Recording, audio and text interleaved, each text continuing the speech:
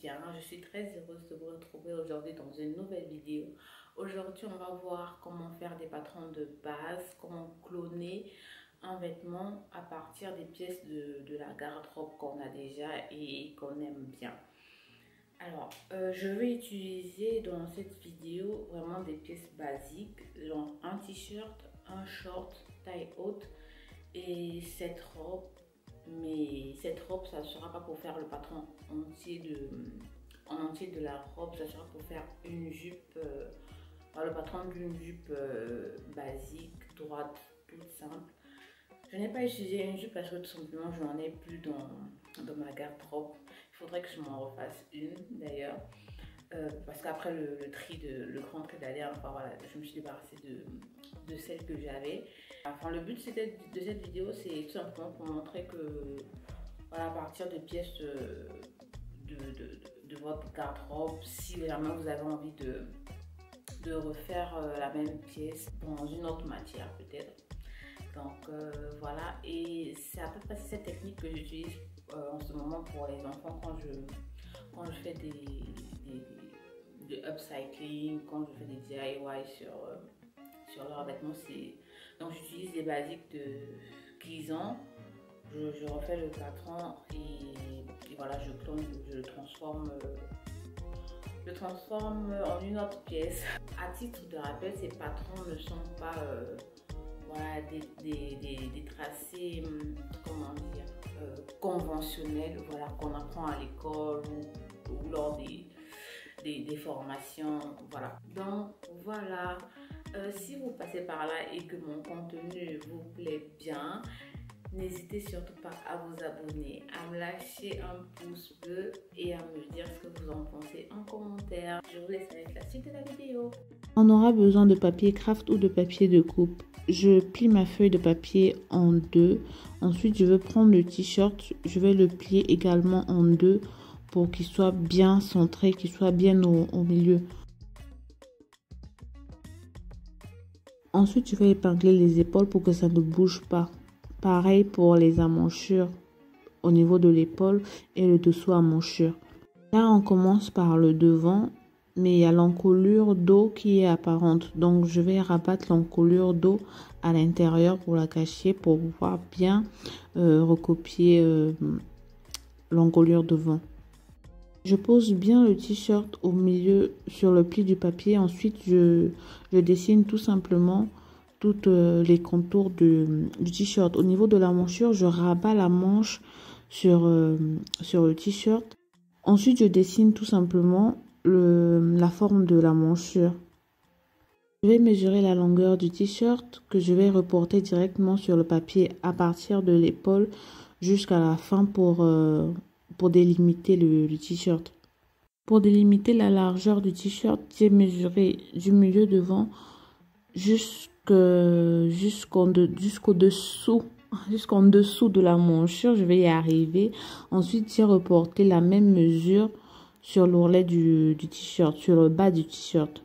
Là, je suis juste mes traits pour bien former la manchure. Ensuite, j'écris bien la référence devant pour ne pas me tromper plus tard, ainsi que le milieu devant et le côté devant.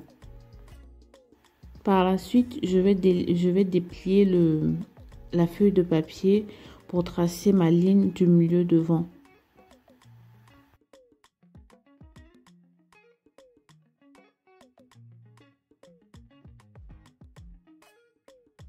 Là, je vais cloner le patron du dos. Je vais reproduire le même schéma que le devant. Et le milieu dos, je vais venir le poser sur le milieu devant pour avoir voilà, un seul milieu. Mais je vais les séparer par la suite. Et je pose bien au niveau de l'ourlet. Je pose au niveau de l'ourlet également du devant pour que ce soit aligné. Il y a un décalage entre le dos et le devant. Ça, c'est tout à fait normal. Ça suit juste la forme du corps. Le dos est plus long que le devant. Donc, voilà pourquoi c'est l'encolure. Voilà pourquoi il y a ce décalage. Là, pareil, comme j'ai fait sur le devant, je reporte la mesure du dessous à manchure jusqu'au milieu devant sur l'ourlet pour délimiter le côté du t-shirt, pardon. Et on n'oublie pas, bien sûr, les références dos, côté dos, milieu dos. Je vais cloner la manche et sur ma feuille de papier, je délimite le milieu.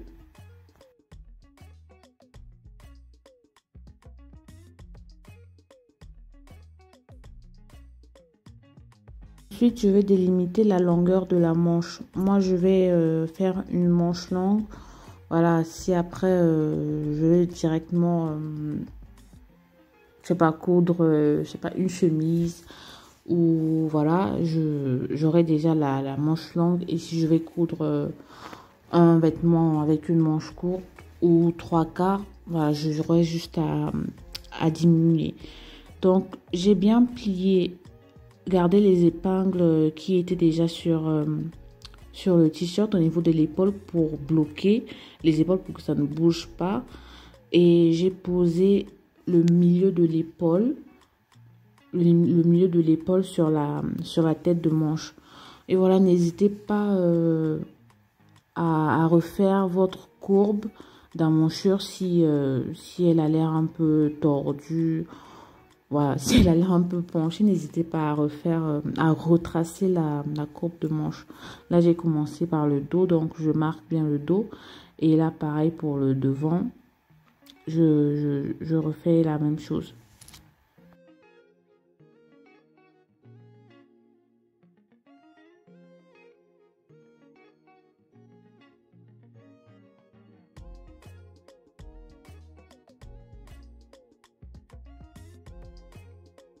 Je coupe le surplus de papier pour garder mon patron final. Et pour le dos et le devant, voilà, je divise les milieux dos et devant. Et donc, voilà le patron final du corsage, si on peut le dire.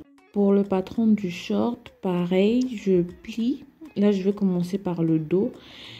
Et je tire bien la fourche du dos vers l'extérieur. Parce que la fourche du dos est toujours plus accentuée que celle du devant. Donc, faites vraiment attention de bien tirer la fourche d'entrejambe et de bien bloquer les côtés. Là, vous allez voir sur les côtés, sur un petit bout, il y a un petit espace comme une pince, mais ce n'est pas bien grave parce que déjà sur le short, j'ai une pince. Donc ça va me servir de surplus, on va dire, pour pouvoir tracer la pince. Vous ne voyez pas de près parce que c'est tout noir, mais tout à l'heure, là où je vais poser mon doigt au milieu, en fait, c'est la limite de la pince. Donc je vais juste marquer sur le patron pour tracer sur la même ligne. Utiliser un pantalon de taille basse ou taille haute qui n'a pas de pince, c'est pas bien grave, vous le clonez, vous le recopiez comme ça.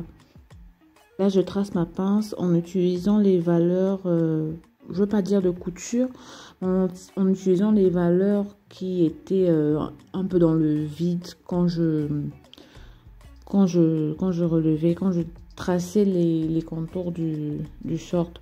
Là, vous allez voir, je dépasse un peu la limite du short, mais bon, c'est pas bien grave parce que après, si je pourrais très bien le transformer, soit on refaire un short ou prolonger pour faire un pantalon. Là, pour le dos, c'est le même principe que le dos du t-shirt. Vous voyez, il y a Pardon, non, c'est le devant. C'est le même principe que le devant du t-shirt. Vous voyez, là, il y a le dos qui dépasse un peu. Je vais le rentrer pour le cacher.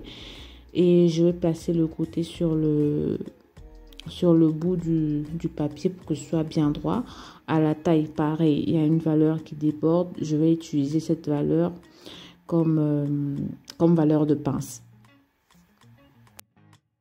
Je tiens également à préciser, surtout éviter, j'insiste vraiment, éviter de prendre pour cloner, éviter de prendre des vêtements près du corps, assez serré, très stretch pour essayer de les cloner. Sauf si vous refaites les vêtements dans les mêmes matières, avec les mêmes tissus. Mais sinon, si c'est pour refaire d'autres vêtements avec d'autres types de tissus, genre coton, je sais pas, mais ça va pas trop marcher en fait. Donc, essayez de prendre des vêtements, pas qui sont très loose, mais qui ont un bon tombant sur votre corps, qui ne sont ni trop serrés, ni trop larges. Après, s'ils sont un peu plus grands, ce n'est pas bien grave. Mais évitez de prendre des vêtements très stretch, voilà, très serrés. Pour le dernier clonage, je dois délimiter la taille de la jupe. Vous voyez cette robe par exemple, voilà, elle n'est pas très serrée, elle n'est pas très grande. Elle a un bon tombant, voilà, elle me va bien, mais voilà. Donc, je vais attacher un petit mètre ruban, ou si vous avez une petite ficelle ou une corde, voilà, vous attachez à la taille pour délimiter la taille de la jupe. Si jamais vous êtes intéressé par une vidéo sur comment prendre ces mesures, dites-le moi en commentaire, je vous la ferai avec plaisir. Et pour prendre la longueur de la jupe, je mesure tout simplement au même endroit, sur le mètre ruban, et je m'arrête là où, voilà, là où je veux m'arrêter pour la jupe. Donc, je reporte cette mesure que j'ai mesurée sur la jupe. Là, je ne trace pas avec la craie ou le stylo. J'épingle juste pour délimiter. Et je plie la robe en deux. Je vais la poser sur le bout du papier. Et je n'oublie surtout pas de bien bloquer au niveau de l'ourlet et sur les côtés pour que ça ne bouge pas. Alors là, vous allez voir, ça sera juste un patron dos et devant. Parce que voilà, c'est un vêtement du commerce. C'est une robe qui est censée être... c'est en jersey. Donc, il n'y a pas... J'ai bien regardé, il n'y a pas de différence entre le dos et le devant. C'est vraiment pareil. Mais sur un tracé conventionnel, vous allez voir, il y a une différence entre le dos et le devant. Très souvent, le devant est plus grand que le dos. Mais bon, là, voilà, c'est juste un clonage. C'est juste pour cloner, pour pouvoir refaire facilement des pièces de la garde-robe qu'on aimerait transformer ou porter à nouveau. Et il n'y a pas de pince également. Donc voilà. Donc j'ai bien dessiné les contours de la jupe. J'ai délimité la longueur que j'avais pris au préalable sur moi. Donc là, je retrace en ligne continue le côté de la jupe. Et j'écris bien les références. Jupe, dos et devant pour ne pas me tromper. Milieu, dos et devant. Donc voilà. Donc je coupe le contour de mon patron pour avoir le patron final. Donc là, vous avez vu, j'ai délimité la mesure de la taille, voilà, juste au milieu, à la taille normale. Si jamais vous voulez une taille haute, vous vous arrêtez un peu plus haut quand vous mesurez. Et si vous voulez une jupe taille basse, vous mesurez un peu plus vers le bas. On arrive au terme de cette vidéo. J'espère qu'elle vous aura plu. On se dit à la prochaine dans une nouvelle vidéo. Bisous.